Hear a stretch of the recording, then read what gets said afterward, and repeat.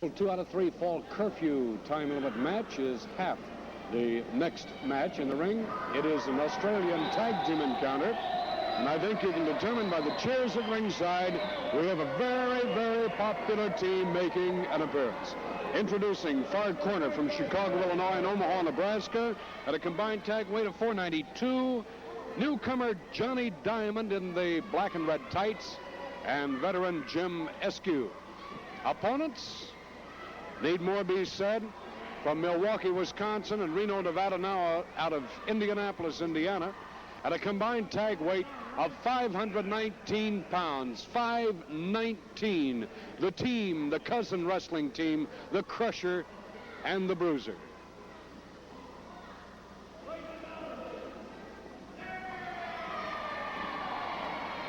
This is going to be interest A1. Bruiser and Crusher, what do you have to say? Identical builds, identical minds. They both think the same way. Annihilation. The bell, here we go.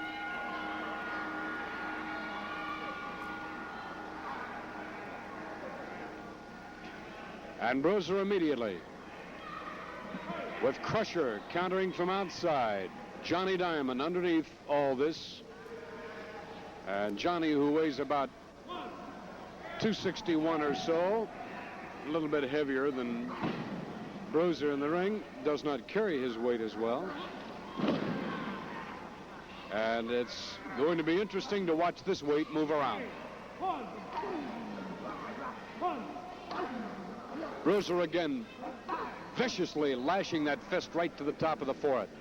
Doesn't that remind you of an animal? Which one? Bruiser. Oh, bet me. And Crusher. They don't, I just finished saying, Bob, they both think alike. Annihilation. Right, that's just reminding me of an animal here. You see him looking down this way, he scares me half to death when I watch him, I can just visualize he scares me, and I know there are ropes between us. Yeah, you never know about him, though. He might jump down and tear your head off, which he's done on numerous occasions with you, hasn't he, Chuck? Well, he's come at me, but I'll admit, I mean, when Bruiser or anybody like that's around, I'll turn.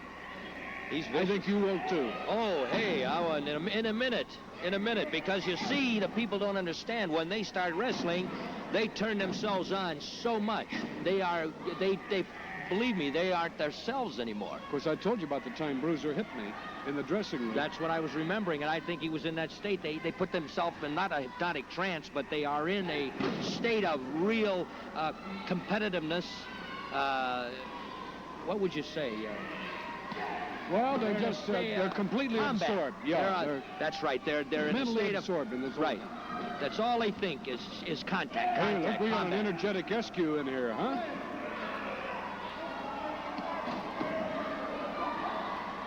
And Bruiser right away. Well, we can't say the same thing about Bruiser we said about the Mongol, because he just.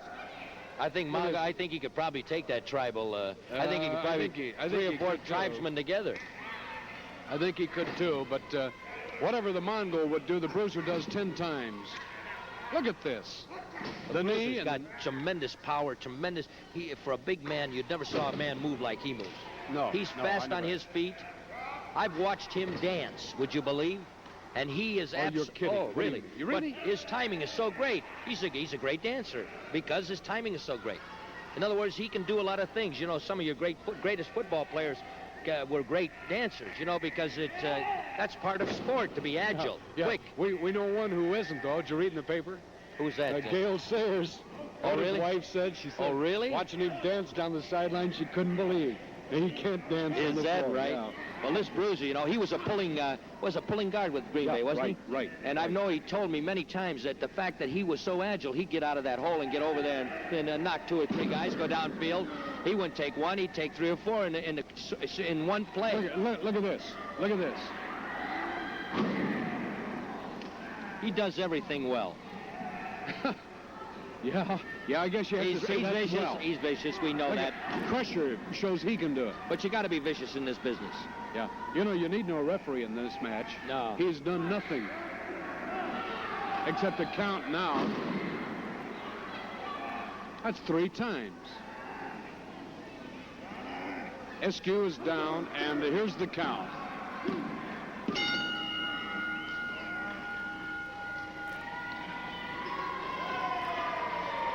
Four minutes, 48 seconds, 4:48. We'll stay right here, Bob, at ringside, rather than separate these matches with a commercial. We'll stick right here for 60 seconds.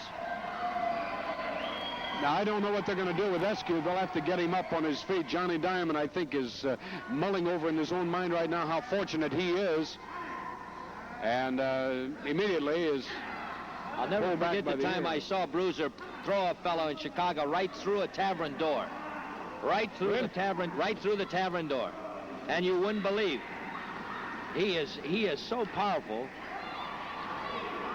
He's inhuman, that boy. Yeah, there's 100% peak in athletic ability between these two. I've never seen them higher for anything.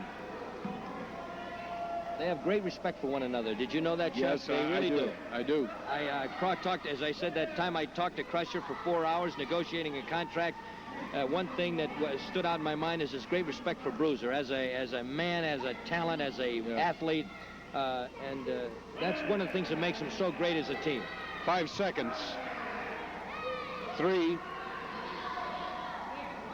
There's a bell. We're underway. If Eskew can get back up. One boy's got a nosebleed. This fellow in a black Yes, he outfit. Does. Eskew over the rope. And Bruiser is just going to aggravate. Did you notice that? Right on that. That's why he's looking at his hand. He wants to see drawing blood. He's drawing more blood. Can you believe that?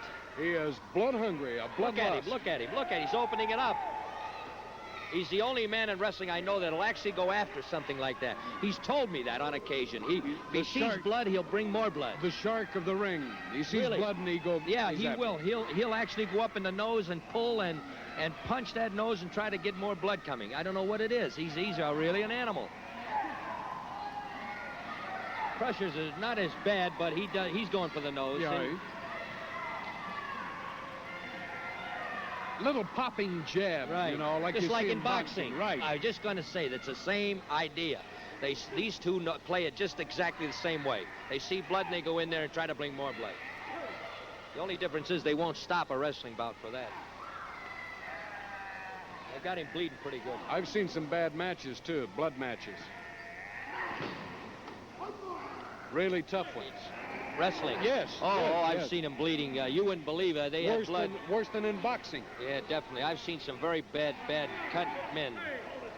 Now just look at that. Now people say, is it really blood? Is it really blood? Yeah. Now look at this. They've seen it. They've opened up his nose. Now he's bleeding very badly, and they keep working on his nose. Ooh. Now that was right on the nose. Right on it. Now, if we had a close-up shot of that, they could see this. That's blood, fans. That's real, honest-to-goodness blood. And that's the way they get it, just like that. There's a 260 flat on the mat, too. Crusher. Once Bruiser wants him over the rope, they want to do the same with him they did with Eskew. Remember, there was just a little trickle from his nose. I saw it. Now it's coming all over the place. The tag. Bruiser says one more. Look at his hand is full of blood. He shows his hand. One more time.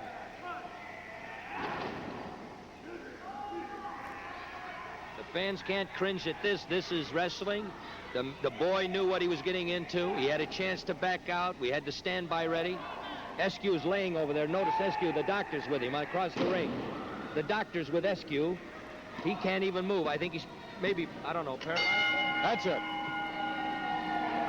And the handshake at 3 minutes, 51 seconds signifies 2 consecutive falls to Bruiser and Crusher over their opponents. Phil Eskew, Jim Eskew, pardon me. I've got a good friend, Phil Eskew. Jim Eskew and Johnny Diamond. We'll be back, ladies and gentlemen, more championship wrestling in just a moment.